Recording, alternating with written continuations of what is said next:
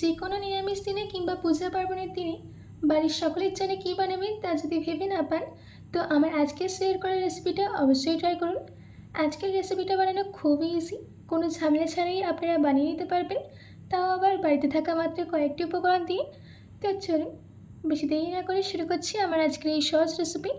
নমস্কার, আমি Binu. Cook with বিনুতে আপনাদের সবাইকে স্বাগত। এই রেসিপিটা বানানোর জন্য সবার প্রথমে আমি একটা মিক্সিং বোলের মধ্যে নিয়ে নিচ্ছি 1 বাটি বাসমতি চাল। যদি ওজনে বলি 200 গ্রাম। আপনারা যখন চাল নেবেন তখন আপনারা বাটি কিংবা গ্লাস কিংবা একটা কাপ সেট করে নেবেন, যেটাতে মেপে চাল নেবেন আর সেইটাতে মেপেই জল দিতে হবে। এবার জল পাল্টে পাল্টে 3 থেকে 4 বার চালটাকে ভালো করে ধুয়ে নিতে হবে।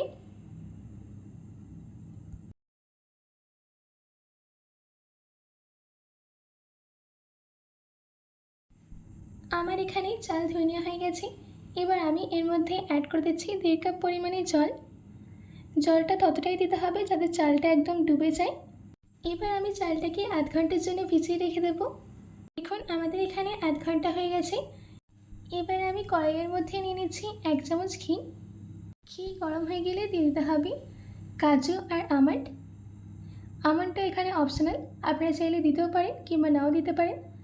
এবার কাজু আর আমন্ডটাকে ততক্ষণ ভেজে নিতে হবে যতক্ষণে এদের মধ্যে একটা হালকা কালার চেঞ্জ হয়ে আসে। দেখুন আমাদের এখানে কাজু আর আমন্ডের মধ্যে হালকা কালার চেঞ্জ হয়ে গেছে। এবার আমি এই স্টেজে এর মধ্যে অ্যাড করে দিচ্ছি কিছুটা কিশমিশ। কিশমিশটাকে ভালো করে ভেজে নিতে হবে।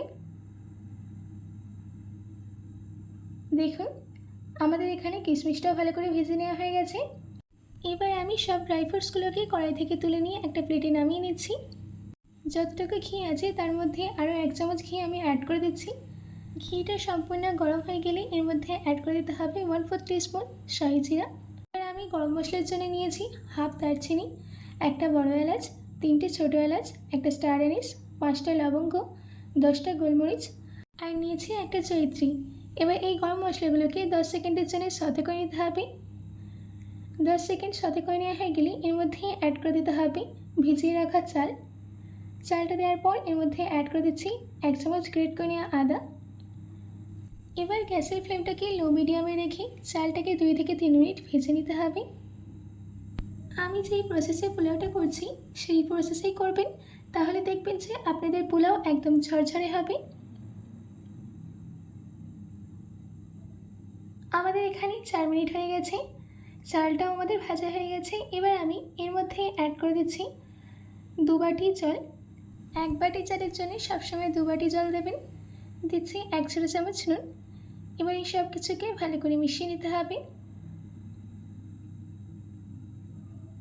ভালো করে মিশিয়ে নেওয়া হয়ে গেলে ঢাকা দিয়ে 5 থেকে 6 মিনিট লো মিডিয়াম ফ্লেমে রান্না করে নিতে হবে। 6 মিনিট বাদ আমি ঢাকাটাকে খুলে নিচ্ছি। আমাদের এখানে চালটা 70 to 80% পর্যন্ত কুক হয়ে গেছে। এবার আমি এর মধ্যে অ্যাড করে দিচ্ছি 4 চামচ চিনি।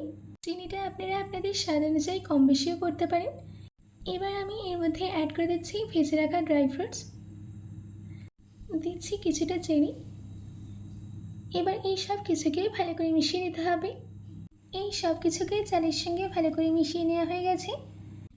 এবার আমি এই পোলাওয়ের ফ্লেভারটা আরও এনহ্যান্স করার জন্য দিয়ে দিচ্ছি জায়ফল। আমি এখানে একটা জায়ফল নিয়েছি। এবার জায়ফলটাকে গ্রেট করে দিয়ে দিতে হবে। পুরো জায়ফলটা একদমই দেবেন না, অর্ধেক জায়ফল দেবেন।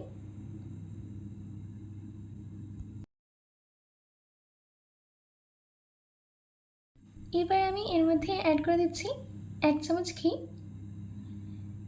এবার এই সব কিছুকে চালের সঙ্গে আবারও ভালো করে মিশিয়ে নিতে হবে।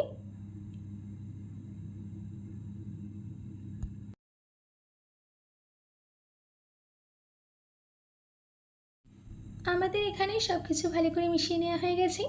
এবার গ্যাসের ফ্লেমটাকে লোতে রেখে ঢাকা দিয়ে 5 থেকে 6 মিনিটের জন্য কুক করে নিতে হবে। 6 মিনিট বাদ আমি আপনাদের ঢাকাটা খুলে দেখাচ্ছি।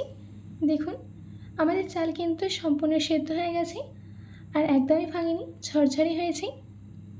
এবার আমি গ্যাসের ফ্লেমটাকে অফ করে দিয়ে ঠান্ডা হতে দেব। সম্পূর্ণ ঠান্ডা হয়ে গেলে সার্ভ করে নিতে হবে। আপনারা এই ড্রাই ফ্রুট খেয়ে পোলাওটাকে এমনিও খেতে পারেন, কিংবা আলুর দম থাকলে তো আর কোনো কথাই হবে না। আশা করছি আমার আজকের এই ড্রাই ফ্রুট খেয়ে পোলাওয়ের রেসিপিটা আপনাদের ভালো লেগেছে। বাড়িতে এটি অবশ্যই ট্রাই করবেন ও কমেন্ট বক্সে কমেন্ট করে জানাতে একদম ভুলবেন না। তো আজকের মতো এইটুকু, আবার দেখা হচ্ছে অন্য কোনো রেসিপি নিয়ে। ভালো থাকবেন, সুস্থ থাকবেন।